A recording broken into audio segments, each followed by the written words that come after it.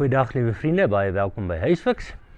Ons sluit 'n bietjie aan by Sondagse gedagte dat die Here vir ons deur seisoene vat, maar altyd na hom toe roep. Hier in Deuteronomium is die Here besig om sy volk voor te berei op die lewe wat eintlik vir hulle as gelowiges voorlê.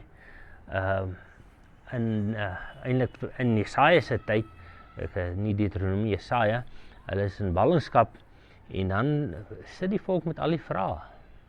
En dan kom die Here met die volgende antwoord. Hy sê vir hulle, julle het al deur hierdie goeters gegaan, en sê wanneer julle die regte koers verlaat, sal jy agter jou stem hoor sê, hier is die pad, loop hier langs.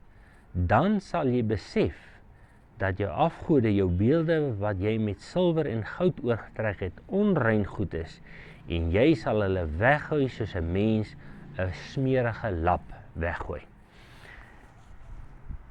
In die ballingskap was dit die tyd waarin die Here, mense wil eintlik dit andersom sê, in die ballingskap was die tyd waarin die volk die stem van die Here gehoor het.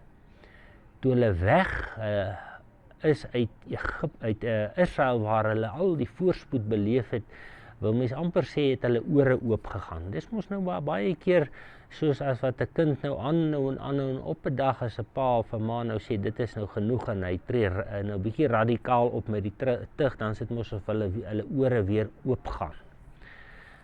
En dis presies wat Jesaja hier sê. As jy in hierdie moeilike omstandighede is ons geneig om te luister. Dan sal jy die stem agter jou weer hoor sê, hier is die pad.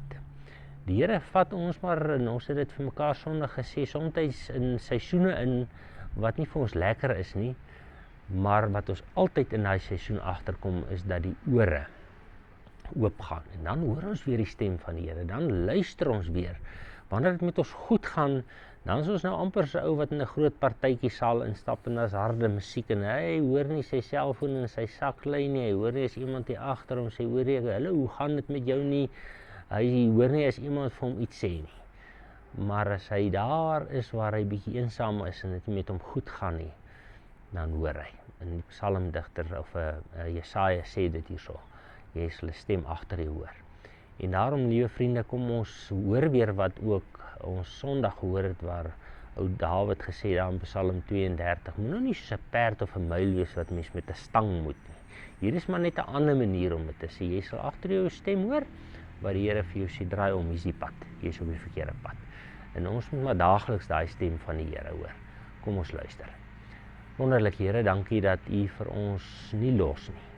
Dat selfs as ons wegloop, ons 'n stem agter ons hoor wat sê, hier is die pad. Ons dankie vir U trou en U liefde. Amen. Lekker week vriende, kom ons luister vir die stem. Totsiens.